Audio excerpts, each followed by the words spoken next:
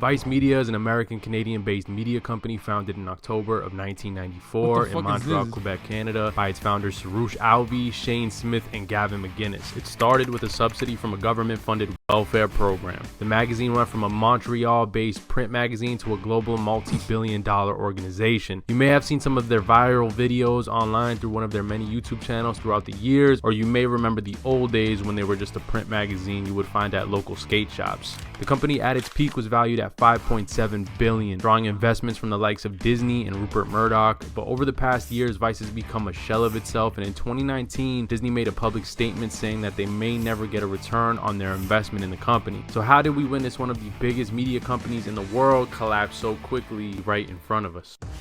It all started when Alvey began working for a government welfare program. At that time, Alvey was coming off a serious heroin addiction and was still in the process of rehab. While working there, he'd be put in charge of publishing the program's multicultural magazine. The mag was originally titled and written in French, and it was Alvey who decided to change the language and its name, rebranding it as Voice of Montreal. The story of how Vice started is fairly well known. It basically began as a free newspaper called Voice of Montreal. If you could take us back to the very beginning, what was the level of your ambitions for Vice when you first started out? Going back 20 years, it's actually my 20-year anniversary from the time that I started work on the very first issue. We call ourselves a 20-year-old startup. I didn't know. I had no experience in publishing or in media, and I thought either it was going to be a single issue that I published, that I'd be able to walk around and say, hey, I did this, or maybe this thing could be huge one day. But this was considered a bad idea at the time, as there were already two other known English publications in a shrinking market. It started off as a basic 16-page print magazine released once a month, and the project was funded through a government subsidy. The idea was to cover music, art, trends, and drug culture not typically covered in print. Before the first copy was published, Alvey needed to hire an editor. The first person he asked was a cartoonist he knew named Gavin McGuinness. McGuinness initially declined the offer, thinking it was a silly idea. I'm like a little worried that they're going to show some shit here that's like TOS, you know what I mean? But yeah, I didn't know Gavin McGuinness was a cartoonist, by the way. Fucking, dude, cartoonists have been a fucking major burden on American civilization, except for the ones that I like and I'm friends with. But all the other ones are bad, okay?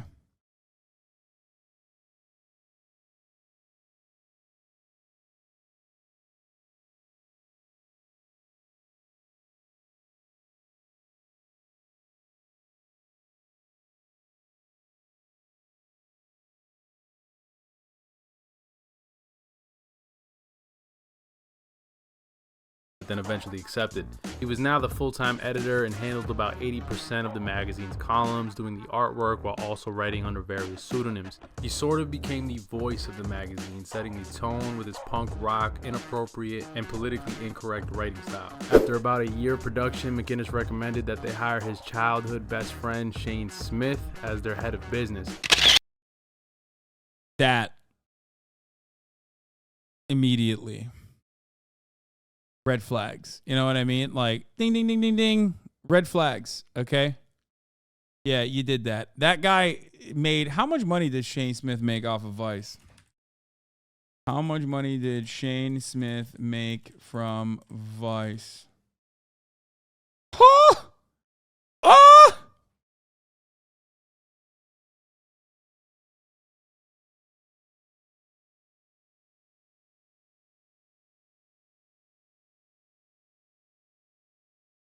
In 2015, Canadian business placed him on Canada's richest people, claiming his net worth to be $1.27 billion. He knew that Shane had always been a good salesman growing up, so he figured he'd be a perfect fit for what they needed. Three of them combined for a perfect match. Fast forward, Voice started gaining a good amount of traction, so naturally the group wanted to expand, but the magazine's publisher wouldn't grant them the resources they needed. They were in the process of giving an ultimatum, but they decided to buy out the publisher altogether and go independent. After the split, they changed the magazine's name from Voice to Vice in 1996, and they were off and running. The magazine grew quickly in popularity with an edgy and snarky reporting style displayed in their columns. The magazine would serve as an alternative to the already existing Montreal Mirror, which was perceived as more mainstream. During that time, Montreal also had a budding subculture brewing in the city with bands like Arcade Fire, Brand Band 3000, and Godspeed You, Black Emperor, all emerging during this period. They were already shipping the magazine to major cities such as London, Tokyo, and New York by giving copies to streetwear companies and record labels. They were able to do this by using the barter system, where they would give out magazines in exchange for clothes and distribution. They would soon become the biggest magazine in Montreal. This was a major milestone for the group, but they knew they've reached their limit in Canada and knew that in order to scale, they had to make a move to the States. Vice aimed at getting the attention of Canadian investor Richard Solinsky. Solinsky was known as the richest guy in Montreal and was a larger-than-life character within the community. To get his attention, Smith came up with an idea. In 1998, Smith told the reporter that a media mogul named Richard Solinsky had invested in Vice, although they had never actually. Dude, it's always, dude. It's always fucking con men, dude. God, capitalism rewards con men to ridiculous degrees. It's always a con. It's always like a lie that turns into like sound business decision. Met him in person. It was a major gamble, but it worked. Solinsky got wind of the statement in the newspaper, and he was so intrigued by the tactic that he decided to meet with them. He would go on to invest $4 million, and with that, the group was headed to New York City. In 1999, Vice would settle into an office in Midtown Manhattan. Around this time, the dot-com bubble was happening, so Vice started. That's how you know they were fucking stupid, by the way. Like, you get a $4 million, you get a $4 million influx of cash, or what is it influx? What the fuck is the word? I'm forgetting. My brain is not working. I'm sorry. I'm so jet lagged. You get a cash infusion, okay? Influx is right. You get this investment, and you immediately get a fucking Midtown property. Are you joking? You're a fucking magazine, dog. Why the fuck do you have to get a Midtown property? I know it's like still 1997 or whatever, but still, you said dumb as fuck. I used the right word, you fucking idiot. Oh, you're talking about the Midtown decision. Yeah. It is, though. It is dumb as fuck. You're right, chatter. Like, that is so fucking stupid, dude. That's where all the best writers are? Yeah, okay. Its transition to an e-commerce platform as online selling appeared to be the future. Things seemed to be going okay, but Smith and Alvey were concerned about how much they were spending. They figured they'd be okay since Solinsky had taken media companies like this public in the past. But it wasn't long before things started to go south. Vice would burn through the investment fast, and they found themselves I wonder how. in a lot of debt. They eventually had to buy Vice back altogether as the debt became too steep. After this setback, the company had to start from square one all over again. They decided to move the operation to a warehouse in Williamsburg, Brooklyn, primarily because it was cheaper as opposed to Manhattan. It worked out perfectly because as they moved in, a lot of artists, musicians, and filmmakers started coming out to the area. Brooklyn became a hotbed for creatives, and it fit perfectly with Vice's brand. Strapped for cash, they would go to publishers and offer them a percentage of ownership in exchange for resources. They started throwing parties and supplying booze on the street in exchange for work. As time went by, they would eventually they would just like give drugs to interns and shit. Buy out these publishers as they became profitable again. Vice would become the new voice of youth subculture globally as the internet was on the rise, and kids across the world were now developing the same taste in fashion and music. They got big enough to compete with the likes of Rolling Stone and Spin magazine. But rather than go full mainstream in the States and risk getting watered down, they decided to expand laterally to still cater to their core audience. In 2007, Vice would become one of the first digital media outlets to get into online video with VBS.TV, a joint venture with MTV. They decided to move towards monetizing online content as opposed to print. They had developed a huge fan base with shows like the Vice Guide to Travel DVD and Epically Later. The shows consisted of odd subjects while their young, inexperienced employees would host a show. Smith and Alvey took part in hosting a lot of the shows as well. This was the peak of Vice's online presence as their style of reporting was so different than traditional media of the day. It was filmmaker Spike Jonze that developed their signature guerrilla style filming, where they would go with a camera reporting in dangerous environments. The first hit piece launched with VBS was a documentary Heavy Metal in Baghdad, directed by Alvey himself. The documentary would go on and win the Critics' Choice Award in Toronto and won Best Documentary at the Berlin Film Festival. That same year, Vice continued to aggressively expand its digital footprint by launching new channels for different niches such as Noisy for music, Motherboard for tech, Munchies for food, and Vice Sports, to name a few. Vice's growth continued, and they were being evaluated in the billions, with their numbers outdoing the major news networks like CNN and Fox. Investors took notice and wanted. But they weren't. Let's be real. They were not. The idea that like anyone is out competing mainstream media like that is stupid. It's just like, remember, we fucking looked at my numbers in comparison to like Tucker Carlson, and it's just like it's nothing. You know what I mean? It's a blip. It didn't. It started in 2013 when media mogul Rupert Murdoch invested $70 million for a 5% stake in the company. In the following year, A&E, a subsidiary of Disney, invested $250 million for a 10% stake themselves, and then another $400 million the year after. Surely with Vice being backed by this much capital, you would think it'd be a surefire thing, but nobody had an idea of what was to come in the following years. In order to maximize revenue to appease their investors, they needed more advertisers. To get more advertisers meant that they had to water down their content because a lot of them don't want to be associated with edgy material. Vice was now trying to clean up their image, but it was a steering away from what they were always known for. Year after year, they were missing their revenue goals. By the end of 2017, they Yeah, no, Disney made a lot of fucking stupid decisions. It's not just because they watered down their content. That's super reductive. It's because they were never worth that much. Can we just openly fucking say that? They were never worth that much. I'm sorry. Okay? Steven Crowder is like not worth $50 million. Okay? Vice is not worth that much money. And they never were. They were insanely overvalued. The greatest fucking trick that a lot of people utilize under a capitalist organization of the economy is just like overvaluing themselves. And if it sticks, it sticks. Okay?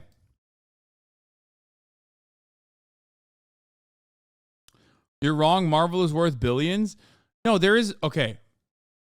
That is a legacy institution. There is truth to looking at a Hollywood studio and saying, yeah, they are worth billions of dollars because they actually make billions of dollars. Vice is not that. Marvel makes billions of fucking dollars, dude. What do you mean? Every movie that they make makes $1 billion. Of course, that's entirely different. I'm talking about the difference between someone valuing Tesla at the price point that they do versus Volkswagen, who is that is a much more successful, much larger car manufacturer. Why is Tesla valued at like 10x of Volkswagen, even though Volkswagen has 100 times more fucking cars? Well, because it's a tech company and because they lie all the fucking time. Okay? That's it. It's speculation. And that is the trick. That is where that's where you usually fall short of what like the valuation is. It's hilarious because it's also like, what were they supposed to do? If someone tells you you're worth $400 million, you're gonna start believing it, even if you're not. No, I think Shane Smith was always a salesman. So he knew that it wasn't worth that, and he probably was literally constantly going, "This is so incredible that these fucking idiots thought that it's worth this much."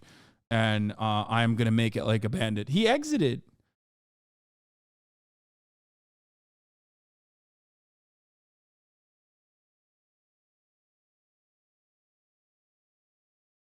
They missed their revenue goal by $100 million. By 2019, Disney was saying publicly that the company they put more than $400 million into is now considered worthless. Now, how can a company that was evaluated at $5.7 billion lose value so quickly? Well, some would say it was because Shane Smith was that good of a salesman. For the entirety of Vice's existence, Smith had been overinflating the company's worth.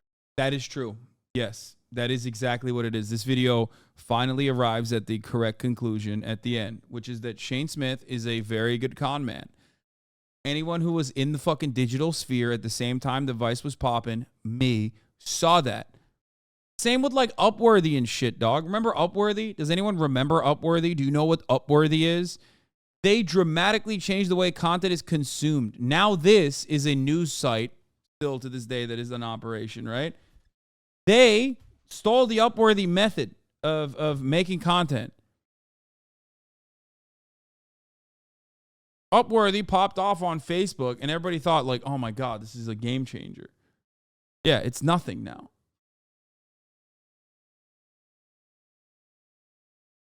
It's nothing. You remember Updog? What's up, dog? What's up, dog?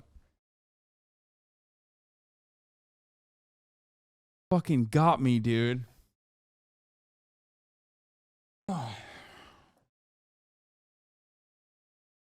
I lived through that motherfucking digital media bubble Okay, I lived through that digital media bubble and I survived, bitch. That's all I gotta say.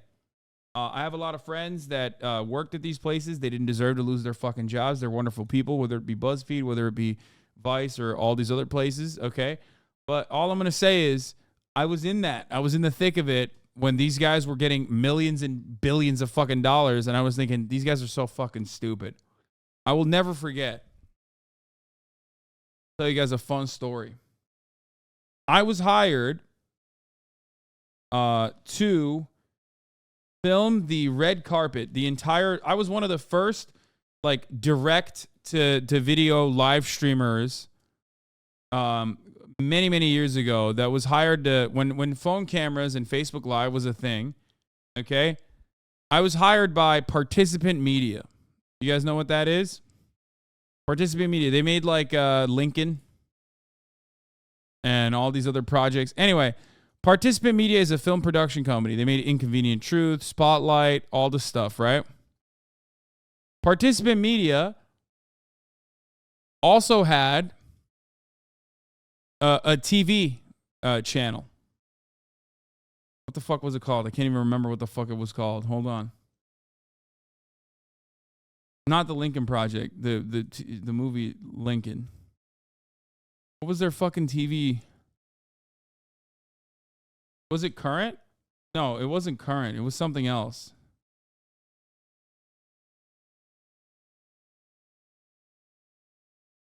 They did take a bunch of people from Current, though. Tab on the left. Well, the Point? Vivid? Something like that. Anyway, I clicked on the television tab on the left. It didn't show it. Anyway, regardless, it doesn't matter. Was it Pivot TV or something? I don't fucking remember what it was. Anyway, they hired me at the time to do... Oh, it was Pivot TV. Okay, thank you. I know a lot of people, including like Jacob Soboroff and shit, that worked there. A lot of people that worked at the Young Turks and Al Jazeera. Young Turks, Current TV, and then Al Jazeera, then ended up working at Participant Media's Pivot TV. All of this stuff was slated to fucking be destroyed. Why? Okay? I'm at the Young Turks. I'm trying to make money wherever I fucking can. Pivot comes to me, Participant Media comes to me and says, Hasan, you're in charge of this Facebook stuff. You know how to do Facebook Live. Okay, you do Facebook Live sometimes, don't you? I was like, sure, of course. Didn't know a single goddamn thing. They were like, sure, we'll give you money. Okay, we'll give you money to film the entire red carpet of the Peabody Awards. Do you know what Peabody is? Okay, the Peabody Awards is an award for, you know, people that... It's for nerds. It's a nerd award show, okay?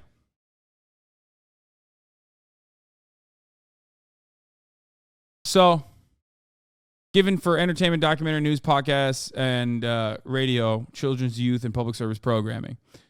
The George Foster Peabody Awards program. So, they hired me to do the red carpet. At the time, I like built this rig, basically, where the rig ultimately had a phone attached to it, where I would live stream the red carpets, and I was the red carpet, and I was like interviewing people, live streaming it, whatever. Okay, direct to Facebook. Anyway, I knew immediately that this company was going to go underwater, because at the time I thought they were paying me a lot. Now I realize they weren't, but I think they paid me like 10 grand or something to film this red carpet, start to finish. And I thought, oh my God, this is an unimaginable amount of money I just made. Okay, which is kind of funny to think about now. And then I you know, when I went over to their studios, when I went over to the Beverly Hills headquarters, I realized, holy fuck, they are spending so much money on a dumbass like me. Number one, they didn't even do their due diligence. They just hired me because they think like I do Facebook Live. Okay.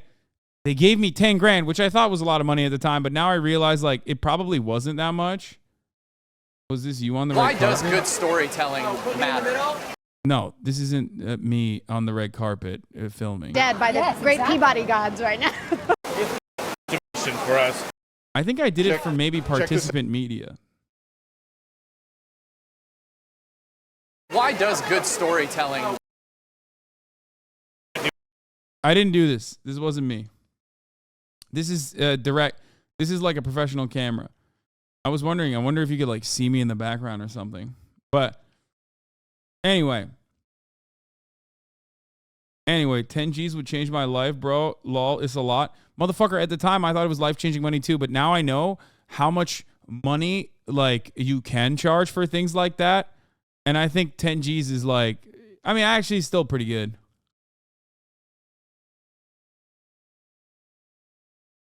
My Survivor homies do a ton of that red carpet shit, and they ain't getting paid near 10 G's. Yeah, maybe I conned them a little bit. Anyway, my point is this, okay? My point is this. No, I was in charge of their entire operations for live streaming, though. That's like a little bit different than just like going there and filming. And at the time, it was a lot of fucking money, okay, for the record. Did you have a big following? No, man. This was background shit. I wasn't actually... Guys, I wasn't a person, okay? I wasn't anything. I was literally a camera guy who knew how to go live on Facebook. What are you talking about? Anyway, this is like literally, I mean, this is more than, I think it was like around this time, I think, maybe even a little bit earlier than this. But the point is, Hasan could have probably asked for 20K or something because of how dumb they spend their money. Yes. So that's my point. My point was like, I charged them that. They put me in a fucking nice ass hotel. They paid for my fucking ticket. Obviously, they didn't actually. Wait, what is this? Anna took your job? No, this is. Wait, what the fuck? Wait, hold on. Is this. Did I? Humanitarians and influencers in diversity. No, this is me. I filmed this. You found it. This is. I'm pretty sure this is me. It's with me and Anna. We went together. Some of the major issues in the news this year, these are issues that, of course, we talk about on the Young Turks that have been addressed on Pivot, and you know that it's going to be a great conversation. You see that? That's the gimbal working, baby. Shit's crispy. Now, one thing to keep in mind about the awards this year is it's a very diverse event. Now, there was a lot of brouhaha about the Academy Awards and the lack of diversity. You need a gimbal, shaky ass? I had a gimbal, bitch. What the fuck? There. But the great thing about the awards that we're going to experience today is there are a number of people from many different backgrounds being honored for the... Wait, did I go with Anna? No, maybe I didn't go with Anna. Maybe this was the next year. Maybe this wasn't... it might not have been me. Did I go with Anna? I can't remember.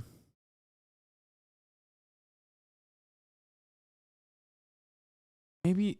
Was it not me? Muslim bigotry, and then when we turned it into...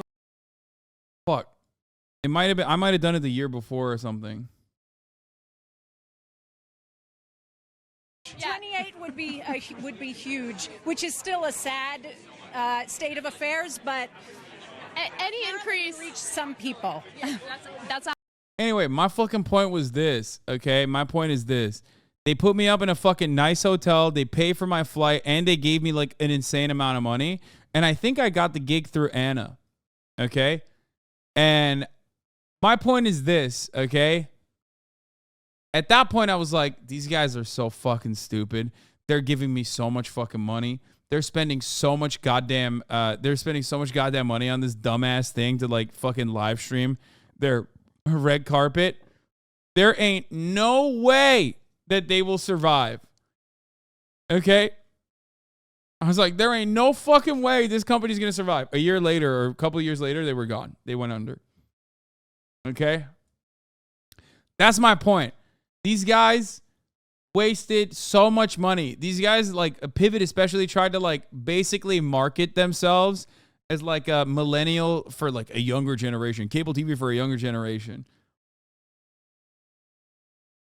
Okay? And honestly, it was so dumb, and I fucking made out like that one time, and I realized like, yeah, these guys are so bad. These guys are so fucking bad. I wonder if we can find their fucking live. They got their latest videos, Peabody Conversations. Maybe they deleted me fucking doing the...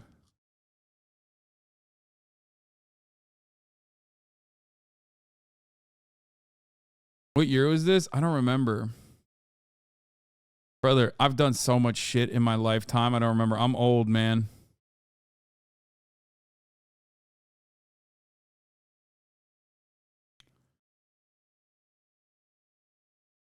God, these guys spend money.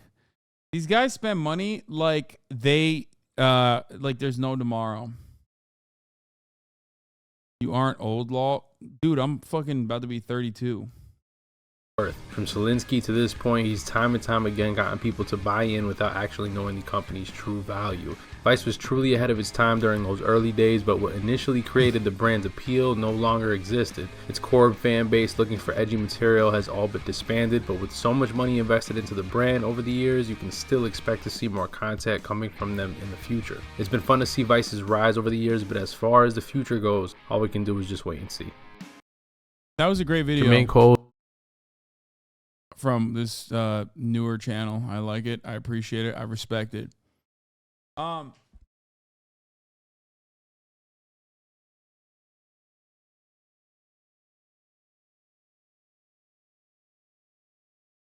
Yeah, I wanna fucking play Zelda, but I need to figure out my card situation, okay? Sad I Miss You cover something I'm interested in. I really want it to be annoying. Yeah. That's exactly. Listen, that is the perfect. That's exactly what happened just now with that chatter. This motherfucker came in and was like, oh man, not like he wanted to hear my perspective on it or anything, just that he wanted to be really fucking annoying. So he's sad that he no longer has the opportunity to be fucking annoying.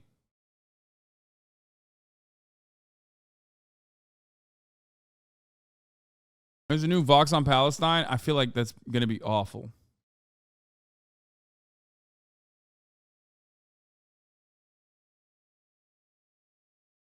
At least you're being real, though.